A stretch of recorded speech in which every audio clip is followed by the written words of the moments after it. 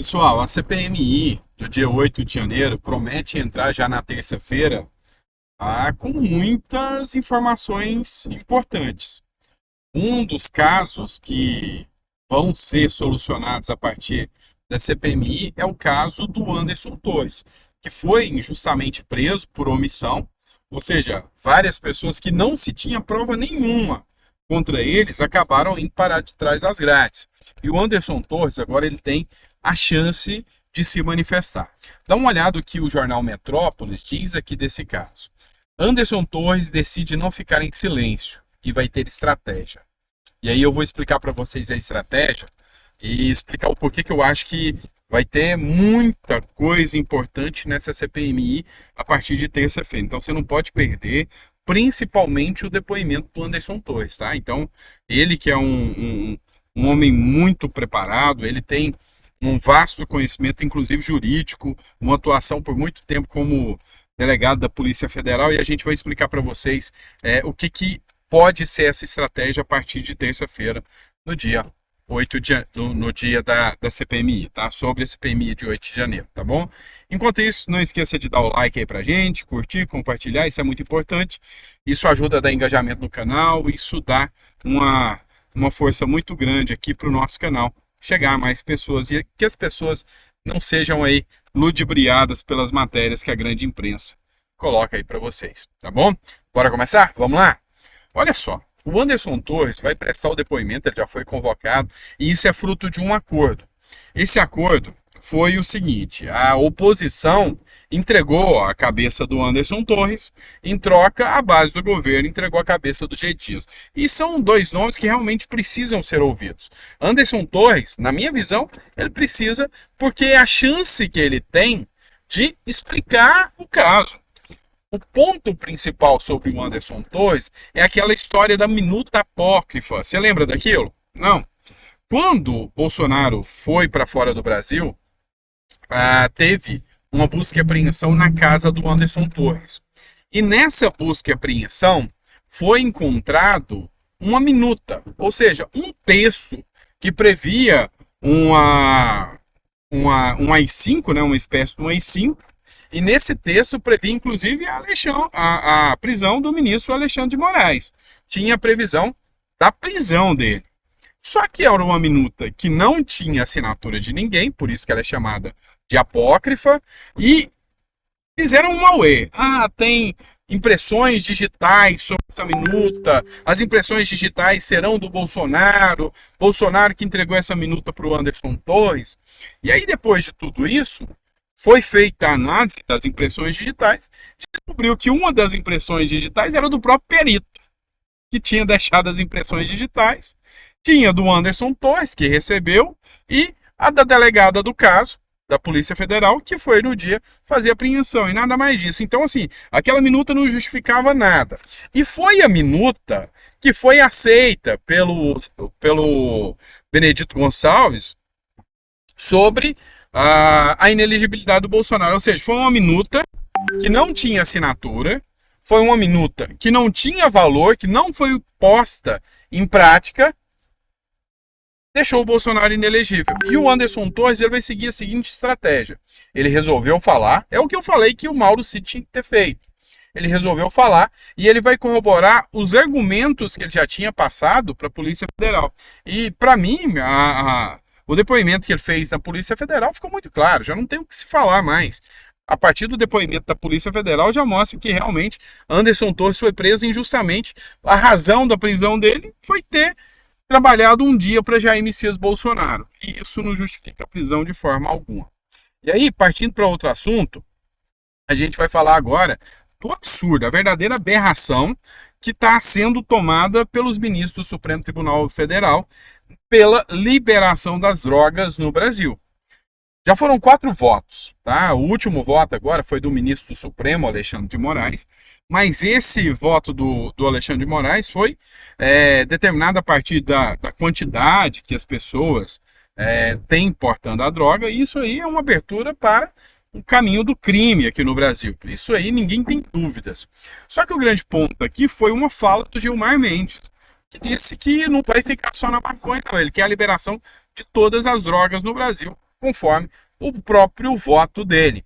E aí, para acabar de resolver a situação aqui, a gente vai citar com vocês uma postagem do deputado federal Carlos Jordi, que é lá do Rio de Janeiro, do PL, do Partido Bolsonaro, escreveu o seguinte, isso aqui é muito importante.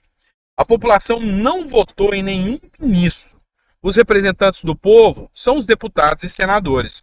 Cabe a nós legislar, e não os ministros do STF, né?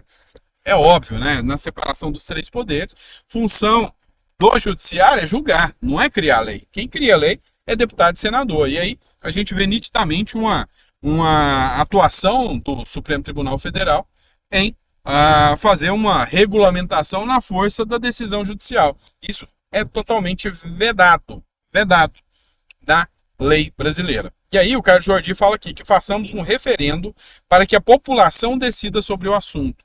E isso aqui já foi objeto de vídeo. Eu fiz um vídeo tratando única e exclusivamente do referendo, em especial em relação ao uso de armas, em especial a questão das drogas e aborto. Isso aqui é a população que tem que decidir diretamente. Isso aqui nem são os deputados e senadores que tinham que tomar a decisão.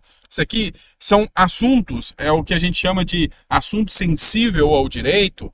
Isso é a população no voto que tem que dar a sua definição. E aí ele escreve o seguinte: em coautoria com o deputado Mendonça Filho, apresentamos o PDL propondo referendo para que a população possa decidir se é a favor ou contra a descriminalização do uso de drogas no Brasil. O STF não pode legislar, muito menos ignorar a vontade da maioria. E se a gente está falando em democracia, é o povo escolhendo.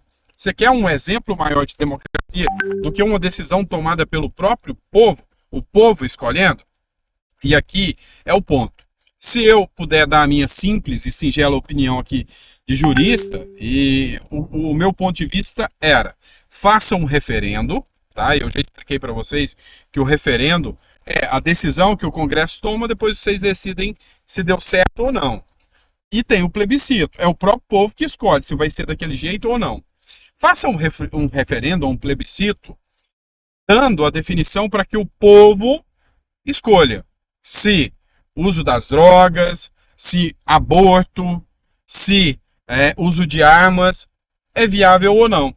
E coloca um prazo de pelo menos 20 anos sem poder sequer discutir isso de novo no Congresso, para não ficar essa patifaria que a gente fica assistindo aí. Então, eu sou totalmente a favor ao referendo, dou parabéns aqui ao deputado Carlos Jordi, que acertou aqui na mão ao fazer essa postagem, tá? E olha só, de novo, utilizando uma postagem do Carlos Jordi, a gente vai reverberar aqui para vocês uma matéria da Gazeta do Povo. Flávio Dino vira o principal parceiro do STF em combate contra a direita. Espera aí, uma matéria dessa aqui é absurda, porque essa matéria nitidamente demonstra que o STF não é um órgão técnico, é um órgão político. E isso vai contra todos os preceitos da Constituição. E aqui demonstra que em tempos de democracia, em tempos em que a separação dos três poderes, prevista pelo Montesquieu, devem ser respeitadas, que é o reflexo máximo da democracia, esse tipo de coisa não acontece. Olha o que o Carlos Jordi escreveu: tempos sombrios, em que o executivo age como aliado do STF para perseguir a oposição, e todos que pensem diferente da esquerda e do governo. O Brasil segue a passos de ditaduras como Venezuela e Nicarágua. Eu vejo muita gente falando que a gente está caminhando rumo à Venezuela. Eu acho que é um grande equívoco falar isso. Eu acho que a gente já chegou lá. Dessa forma que a gente vê a oposição sendo calada dessa forma, não há como a gente falar em democracia plena. E isso é, sem sombra de dúvidas, muito arriscado. Pessoal, o último assunto que a gente vai tratar com vocês aqui é o caso da Carla Zambelli. Eu já falei para vocês que a atuação da Carla Zambelli com o tal hacker de Araraquara, o hacker da Vaza Jato, como é conhecido, vai trazer complicações ao ex-presidente Jair Messias Bolsonaro, e isso aqui é público e notório que isso aqui vai trazer dor de cabeça e pode sim, inclusive, ocasionar aqui uma prisão, e a cassação da Carla Zambelli já é quase que tomada como certa, né? Essa matéria é da Veja. Cerco da Polícia Federal a Carla Zambelli e ao hacker Walter Degatti, que é de Araraquara, abre nova investigação contra Bolsonaro. Na última quarta-feira, duas operações de busca e apreensão da Polícia Federal em endereços do hacker Walter Degatti Neto e da deputada Carla Zambelli apresentaram o teor e o início da tentativa de elucidar uma terceira e mais cabeluda suspeita de conspiração envolvendo o presidente Bolsonaro. É lógico que o STF, é lógico que o TSE, é lógico que a esquerda vai apostar todas as suas fichas aqui. Porque se eles deixaram Bolsonaro inelegível, foi ao argumento que ele atentava contra a democracia, as urnas, contra o governo e contra as eleições. E aqui, essa ligação do Walter Delgatti Neto e a própria Carla Zambelli assumiu que teve reunião com o Bolsonaro e assumiu também falando que Bolsonaro perguntou se ele conseguia invadir as urnas, isso aqui vai ser a prova cabal que a esquerda vai utilizar, que o sistema vai utilizar contra o ex-presidente. E aqui, olha a quantidade de provas, sabe, que estão sendo encontradas. É até assustador a forma, como que eu posso te dizer, amadora de repasses de dinheiro que a assessoria da Carla Zambelli teve aqui em relação ao Walter Delgatti, e ela assume. O problema não é nem que ela nega, ela assume. Olha só a matéria do O Antagonista. Zambelli pagou 94 mil a assessor que fez repasses a hacker. Um contrato de gabinete, no gabinete que foi encontrado da deputada Carla Zambelli, indica que ela pagou 94 mil por serviços de uma empresa associada a um assessor que fez repasse ao hacker da Vaza Jato. O que eles descobriram? Um dos assessores da Carla Zambelli tem uma empresa de consultoria, que é mais utilizado hoje dentro dos gabinetes, né, para repasse de dinheiro. Ela pagou a empresa e a empresa repassou o dinheiro pro hacker. E aí, meu amigo, isso aqui vai ser uma complicação sem precedentes. Nesse caso aqui do hacker de Araraquara. E eu, da mesma forma que eu falei para vocês que não é pessimismo, é visão jurídica do caso, visão do que está acontecendo. Quando eu falei que Bolsonaro ficaria inelegível, eis o resultado, Bolsonaro está inelegível. E quando eu falo que essa será a arma maior utilizada pela esquerda contra o Bolsonaro, vocês aguardem que isso aqui vai ter novos desdobramentos, tá? E isso aqui, infelizmente, é uma realidade, tá bom? E é isso, pessoal. Espero que vocês tenham gostado do nosso conteúdo. É sempre um prazer estar aqui com vocês. A gente volta às 7 horas da noite. Tem mais um editorial para vocês, trazendo aí novas informações, tá bom? Grande abraço, fiquem com Deus e até lá.